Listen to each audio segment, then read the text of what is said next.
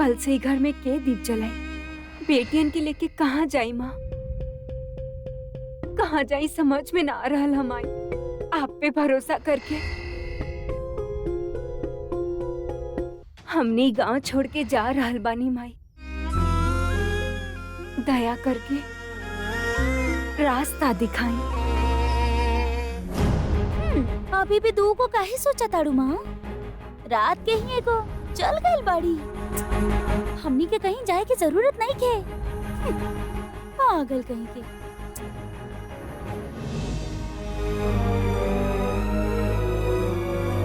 सामान बांध रहल बानी का दादाजी? अब बहुत देर हो गई बना, अब जाए के होगी। शांति, शांति, शांति, ए शांति, शांति, शांति, शांति, शांति, शांति, ए शांति, ओ शांति।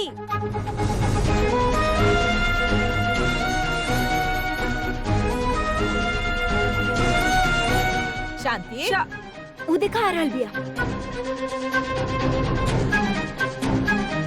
का भाई जी, का भाई? का शांति, गेट दरवाजा बढ़िया से खोल के रख ले बाड़ू। काली अब तक गईली ना का, उ जाए के ना चाहताड़ी।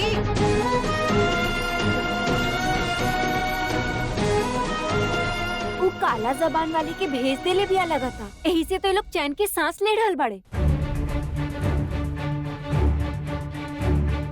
खुद के बेटी के भेज के हम कैसे रह जाइब? चल जाइब हमने।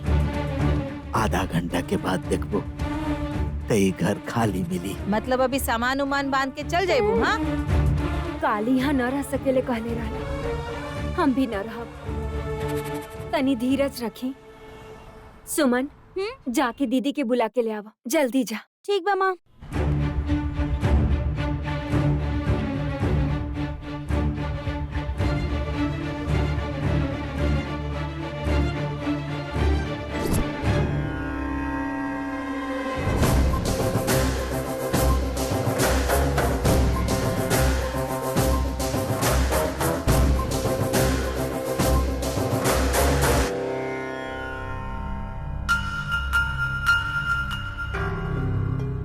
ऐसा ना गल जैसे दीदी अपन कमरा में ही पड़ी। माँ के यकीन दिला के हल्का करे के पड़ी। का करे के चाहिए हमरा के?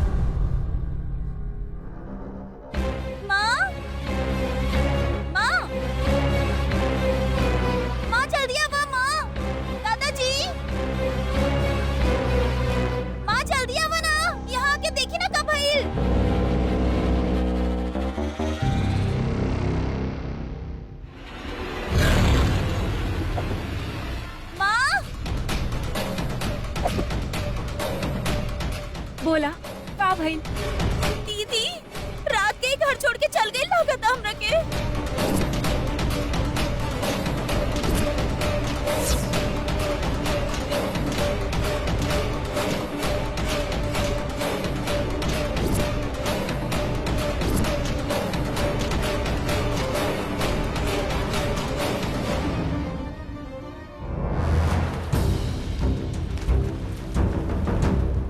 तकिया रखल बा चादर पे झाके, लगता हूँ चल गईली।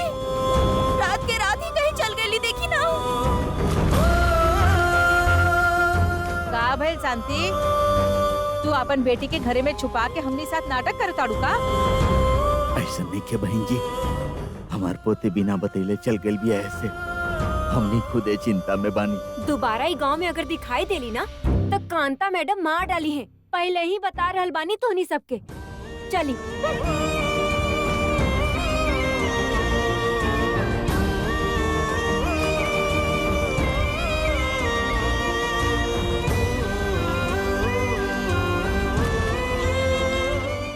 विशालाक्षी माँ, हमार बहन के हमनी से दूर कर देलू माँ। अब दीदी के बिना हम कैसे जियब ना जाना तानी। अरे ऐसन काहे कैलू तू दीदी? शांति बहू, पता ना कहाँ चल गिल बिया, चलो चल के ढूंढल जाओ।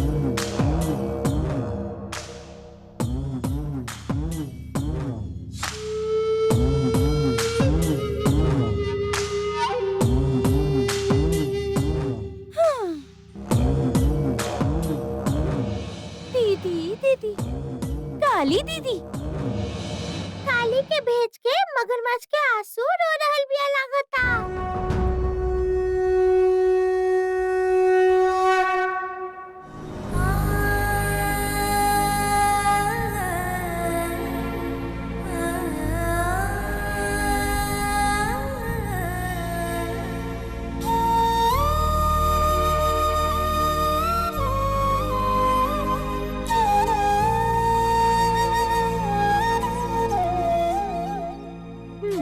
ई झाड़ू भी इतना पुराना हो गइल बा कि समझ में आ रहल बा कि ई मंदिर के सफाई भइल बहुत दिन हो गइल बा।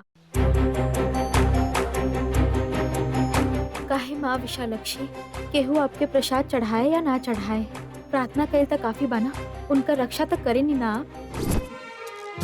बाकी जहाँ आप रहत आनी वो जगह साफ तो होके के चाहिए ना। वरदान दिहल ही काफी नहीं खे, मंदिर में आयल भक्तन के आरती भी देवे के चाहिए। आपके तो खाली देवे के आदत बा, लेवे के आदत तो भइले नहीं खे। एही से इतना गंदगी बा, का करी, हम साफ कर देता नहीं।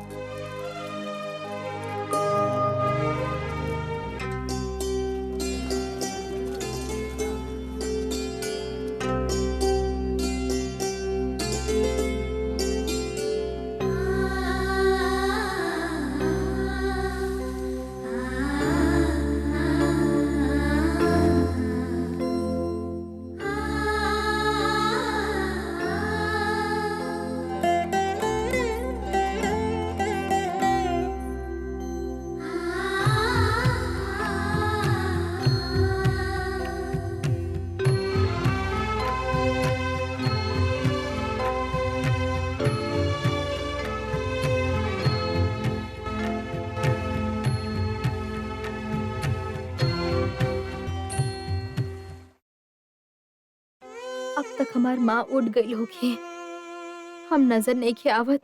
ये दादाजी से कहा के वो कितना रो रहल होगी। काली, काली, काली,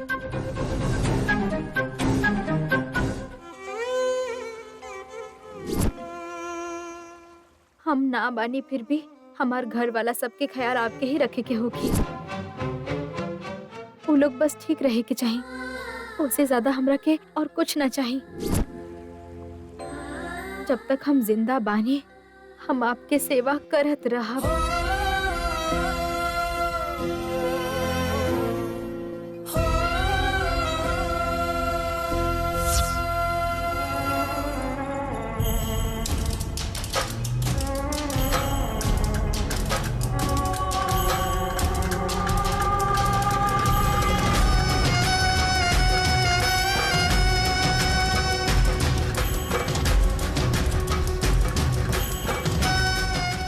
शादी की अंगूठी केकर होगी?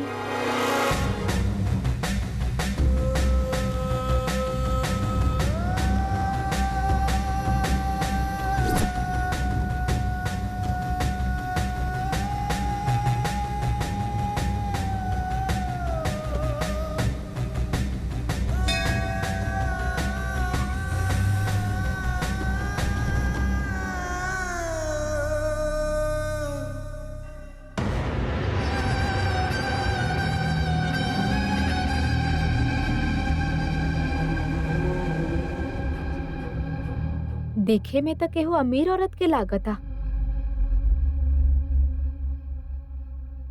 देवी माँ जी कहीं गलती से गिरा तो नहीं के दिले। का पता, एक बार जब मिले तो उनका दिखा दे।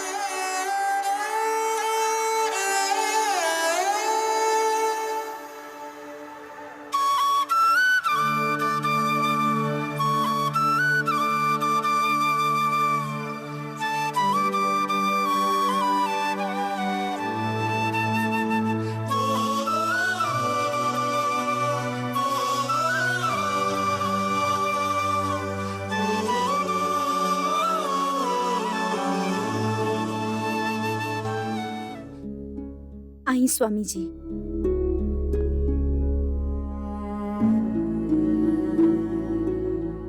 ओ देखी, वो ऊपर वाला कमरा में विशाल बेटा बा। आपका हफ्ता जल्दी से तैयार होके आ जाइयो। माँ के लाडला है ना, ऐसे हम ओकरा बहुत प्यार करतानी। ठीक बा माता, हम जाके बुलावत पानी। खुशी भई।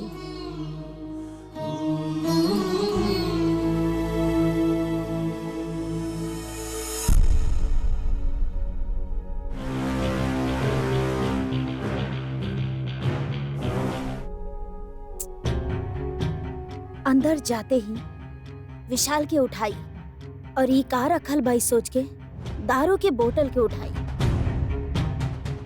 और ओकर बाद स्वामी जी कही हैं, बेटा लाडला अगला हफ्ता अमेरिका चल जा।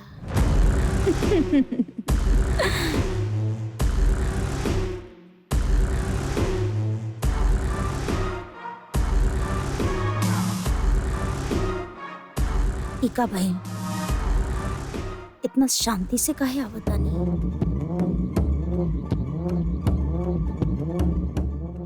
5 मिनट में विशाल आ जाइए माता।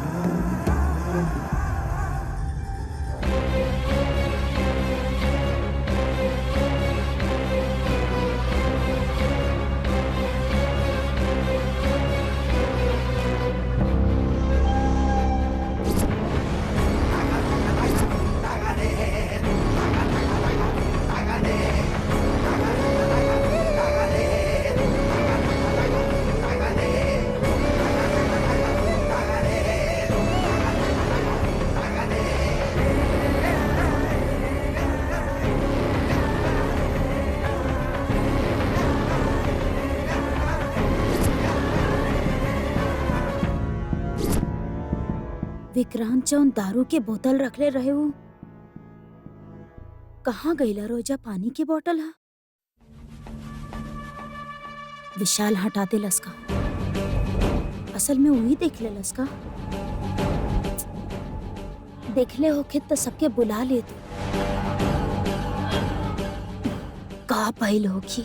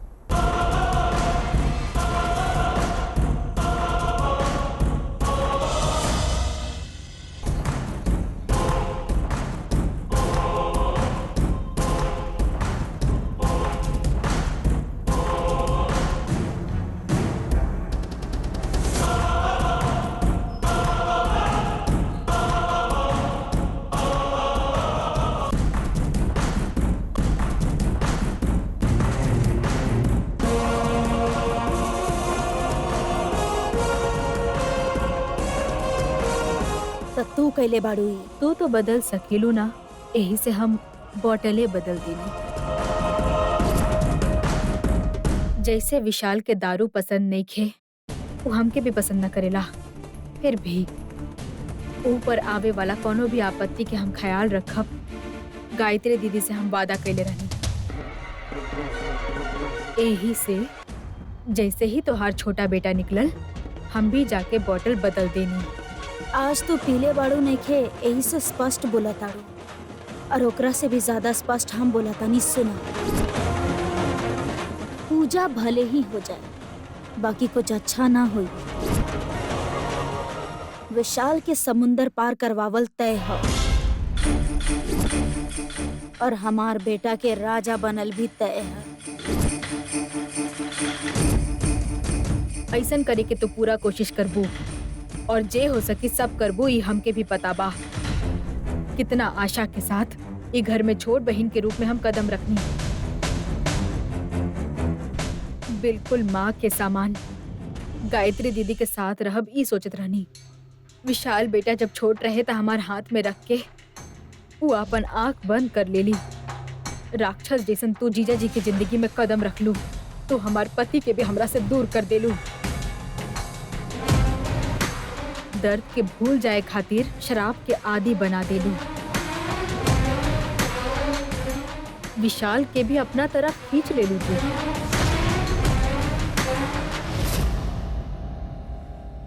अच्छा से याद बता रखे, नशा करे से इंसान जैसे ना रह पाए सोच ले रहनी हम। हमार बेटा के भलाई खातिर पूजा ठीक से हो जाए ही से शराब हम छूनी ना। तो हाँ, साजिश पूरा ना होके देव, हम ना होके देव। ओहो देख ले, हमहू देख ले।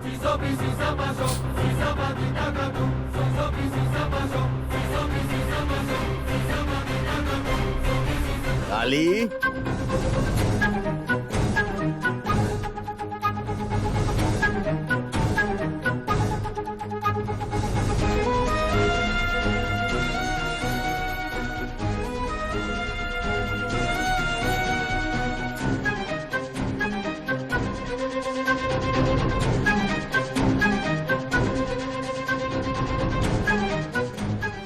इनका से पूछला पे देवी माँ जी के घर के पता लग सकेला।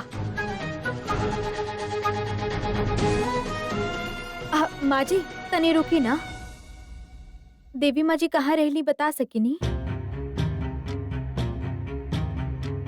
मतलब वो देवी जैसन लागेली ना, यही से देवी कहनी। हाँ, उनकर पूरा नाम कहा हमके नइखे पता। पागल लगतिया, चला चलल जाओ। अरे अरे रुकी तो तनी। तब फिर यहाँ आसपास जमींदार कहाँ रहेले बताई ना तनी, हम खुद चल जाई। जमींदार? ई गांव में जमींदार कोई नहीं खे, ई तो छोटा गांव है।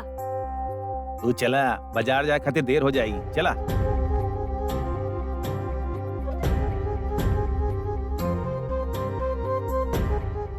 ये लोग बाजार जा रहल बाड़े, तब फिर हम भी जाके माँ विशालक्षी खातिर कुछ लेके आवा तानी। हो सकेला शायद हमरा के देवी माँ जी मिल जाई है।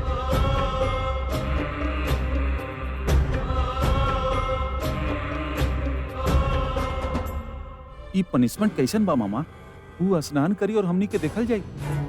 मंगल स्नान भांजा, विशाल के हाथ पूजा करवा रहल बाड़े। हाँ, अटेंड ना होखला पर अपशकुन होई। सबरी फोर्स करके हमके यहाँ भेजले बिया, ना तो हम कोनो सिनेमा देखे खातिर खिसक जैती।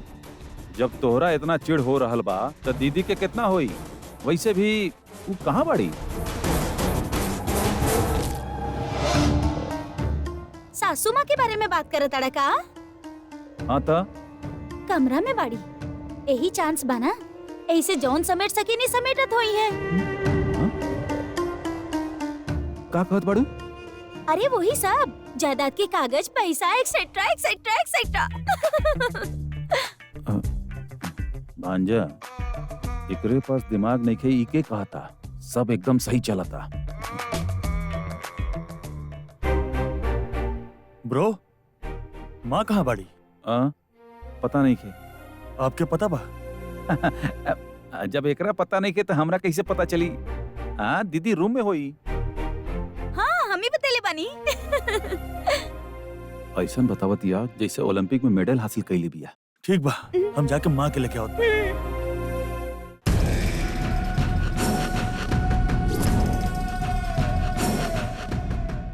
तो हर बहिन अहिल्या के कारण हम जौन चाहत रहनी वर्कआउट ना भई। हमरा कितना शर्मिंदगी महसूस हो रहल बा लाखों के खर्चा करवावे के बाद पूजा करवेला पर भी खुशी ना महसूस हो रही। और काहे हुई? हाँ, उ का हमार बेटा बा, तोहार बेटा बा।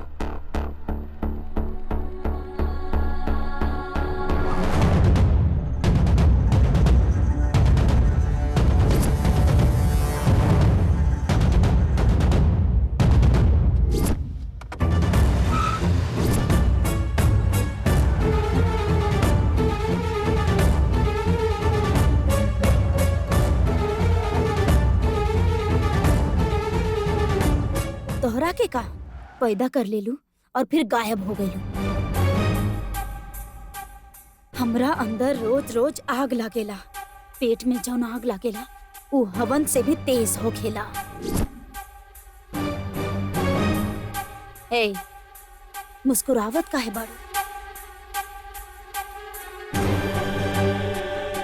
हम तोहरा के पागल दिखावतानी का? ई पागलपन नहीं खे, स्वार्थ। स्वार्थ।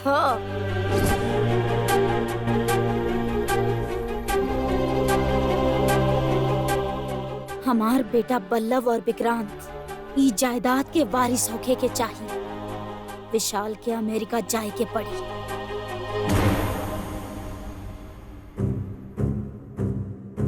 का ऐसन का देखा ताड़ू? हाँ, ऐसा ना होई का? अगर ना हुई तो तहरा के और तहर बेटा के उठा के फेंक दे कहीं।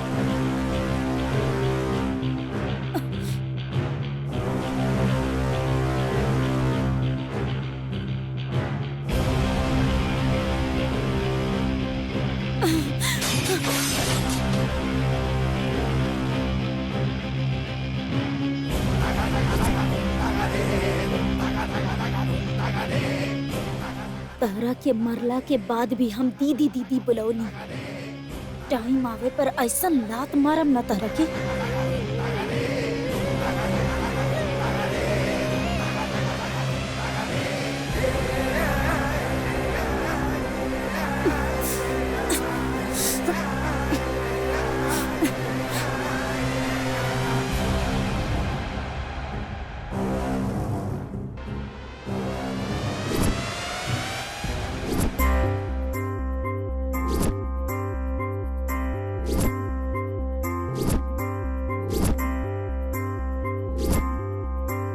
सिल्क की साड़ी पहने ली, बड़ा टीका लगा के रखेली, पूरा बदन पे जेवर पहन ले रहेली।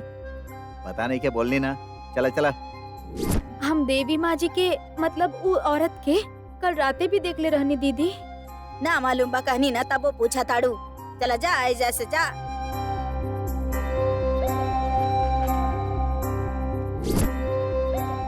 काली, बेटा काली। काली। जमींदार ही होखी है शायद। ए, पगला गइल बड़ू का? बेकार में दिमाग खातड़ू। एक बार में समझ ना आवेला का? तू चुप रह। काहे बेटी, तू केकरा देख ले बाड़ू?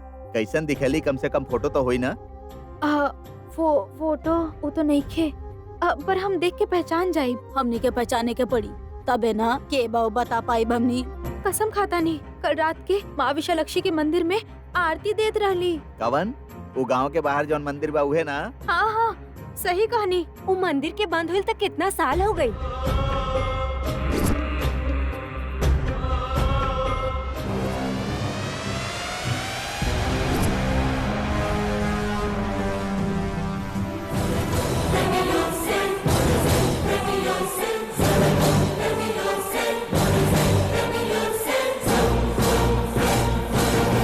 माँ, का भइल? अरे संभल के बेटा, कांच के टुकड़ा बा, पैर में लग जाई।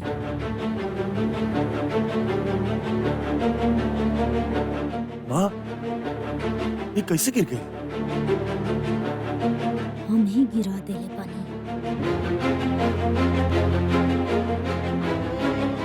पता ना बेटा, पूजा खातिर सारा सामग्री तैयार बाकी ना वही देखे आयल रही। गायत्री दीदी के फोटो नीचे गिरल रही, हवा से गिर गई हुई लागता। तू जा बेटा, तोरा पैर में लग जाई। हम एकरा के उठा के आवतानी। ना माँ, और हाथ कट गई था, हम सह ना पाई। हम खुद संभाल के उठा ले। आप जाई माँ। ठीक बा बेटा, कल ही फोटो के फ्रेम करवा के ले आई, भूल मत जाइए। ठीक बा माँ।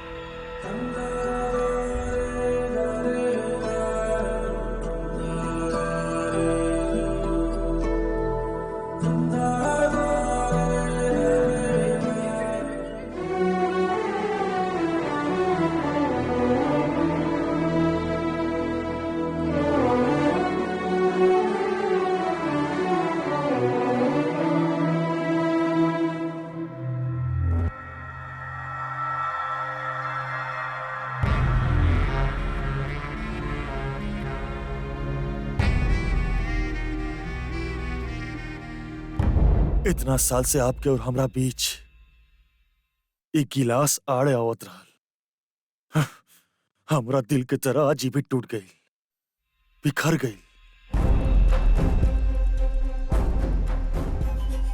गिलास बना के लावे खातिर कहले बड़ी हमार माँ, पर ये काम हम ना करब। का करी हम? आप जब हमके पसंद ही नहीं की तो जबरदस्ती कैसे करी काम? सुन रहल बाड़ू ना गायत्री दीदी, कांच भले ही अभी टूटल होखे, विशाल के दिल बहुत पहले ही हम तोड़ चुकल बानी। तहरा से तोहार बेटा नफरत करेला, ऐसन में कितना भी हवन करवाला, लेकिन ओकर मन बदल ना पाई।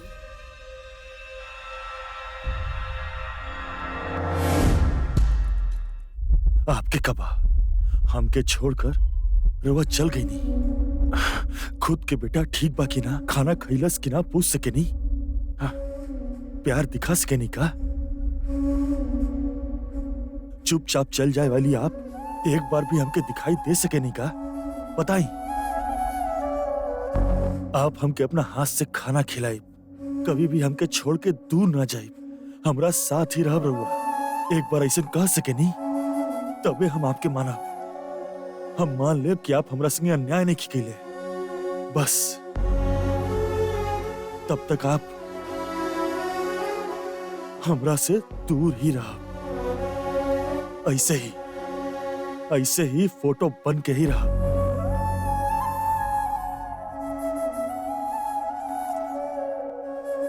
बेटा फोटो रख देला का? रख देनी माँ, चल जाए। ठीक बा, चलो। बंद मंदिर में आरती, ई तो कहानी लागता। अरे ना ना, सच भाई, मंदिर में दीप जलत रहे। चाहे तो हम आपके दिखा देता नहीं। ठीक बा, चला चल के देखल जा। हाँ, चलिए चलिए चलिए।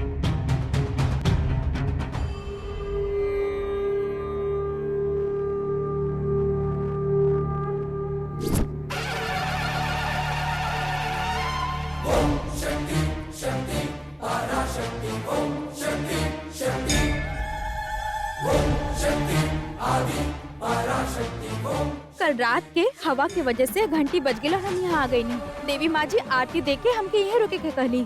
ये देखी, सुबह उठ के जल्दी जल्दी झाड़ू से सफाई भी कर देनी हम। माँ दुर्गा आयल रहनी शायद। ना ना, देवी माँ जी रही, जमींदार के घर के। चाहे जोन भी हो, पर माँ विशालाक्षी चाहत रही तो मंदिर में पूजा होगी।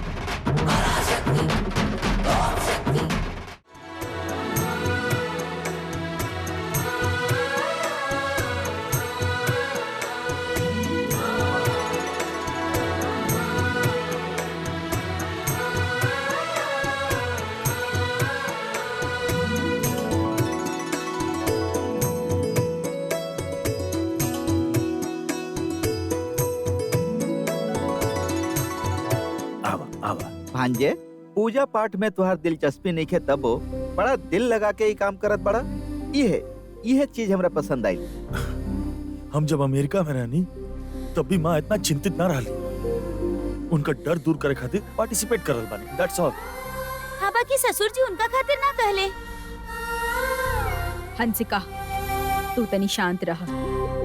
जौन हवन ना होके के रहे होके रही। दारू भले ही ना पीले होके, बाकी सब स्पष्ट आ रहल बा। ई हवन करल विशाल के भले पसंद ना हो, विशाल सबके पसंद बा, यही खातिर हवन करे के पड़ी। इतना ही ना, ई सब के खर्चा के बारे में सोचे के भी ना बा। ब्रो, ऐसा मामला में पैसा के बारे में ना बड़ लोग के बात पे ध्यान देवे की चाहिए। ठीक बा। विशाल के मूड बदले से पहले ही कार्यक्रम की शुरुआत कैल अच्छा होगी ससुर जी। जगदीश, स्वामी जी। विशाल के मंगल स्नान पूरा हो गइल का?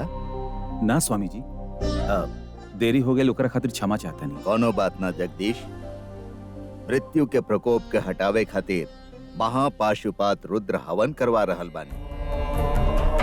वो नास्तिक होकी तबो भस्म लगावे वाला वो भूतनाथ ओकरा बचा ली। ओकरा मनावे के जरूरत नहीं खे, चले के पड़ी, हवन करे के ही होकी, योग देखे के पड़ी। सब आपके दया बा स्वामी। तब फिर मंगल स्नान शुरू करी का? हाँ, करवा दा। आबा।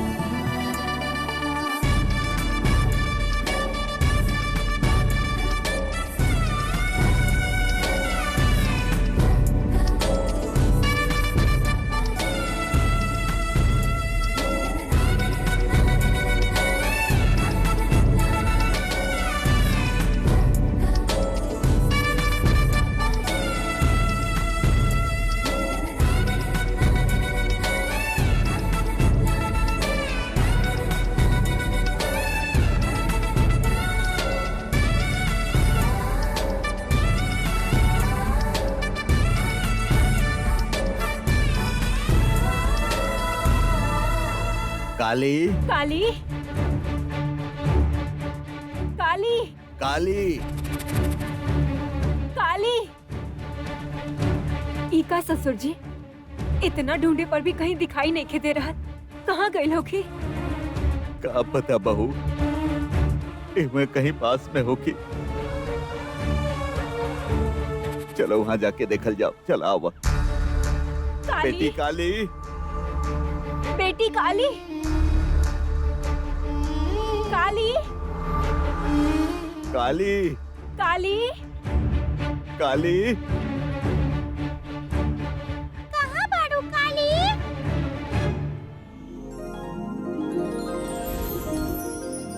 कौनो चीज के जरूरत होके जीजा जी, वहाँ देखी।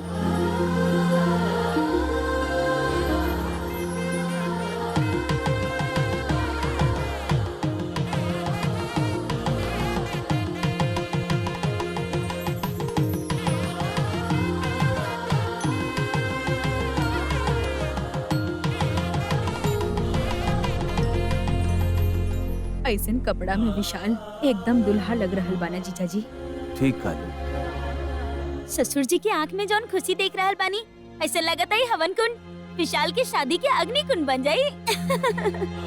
शायद तो हर बात सच हो जाई। भगवान हमनी के साथ बाड़े ना।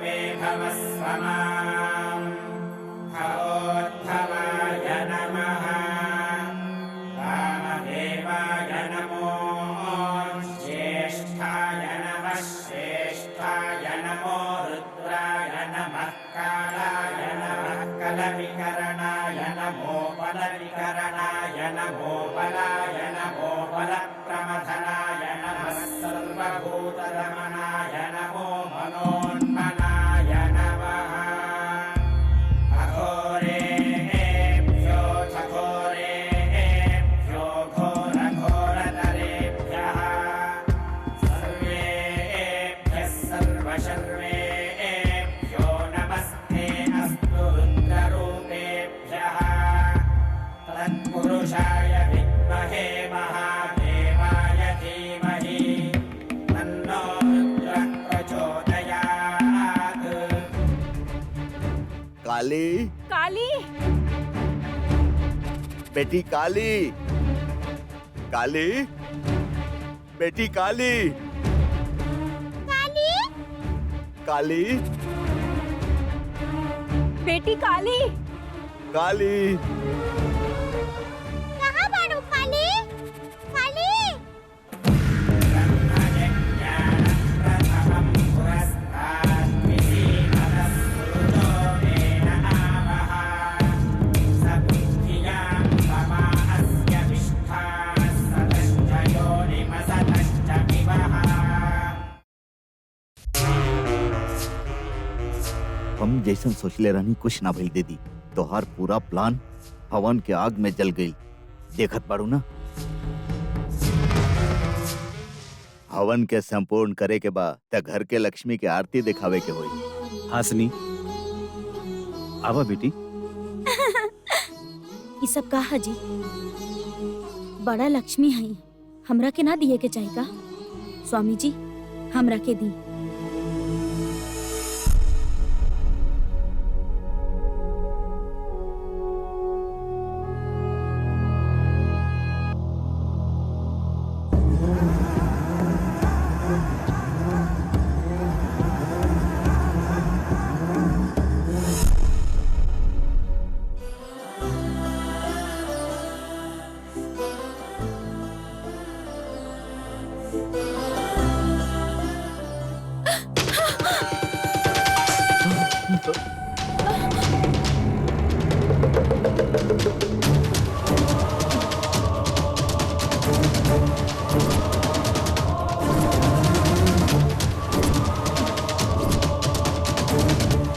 शिवा शिवा, हाथ से फिसल गई। अब सगुन होई का स्वामी जी? तो फिर ये पूजा पूरा व्यर्थ हो गई। माँ चिंता मत करी, हमके कुछ ना होगी। तू तो कह रहा बड़ा, बाकी हमार दिल भारी होता। स्वामी जी अब का कही जाए?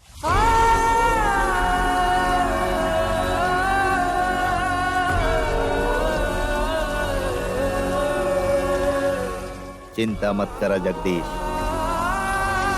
विशाल नेत्र वाले वो महादेव विशाल की रक्षा हमेशा करिए।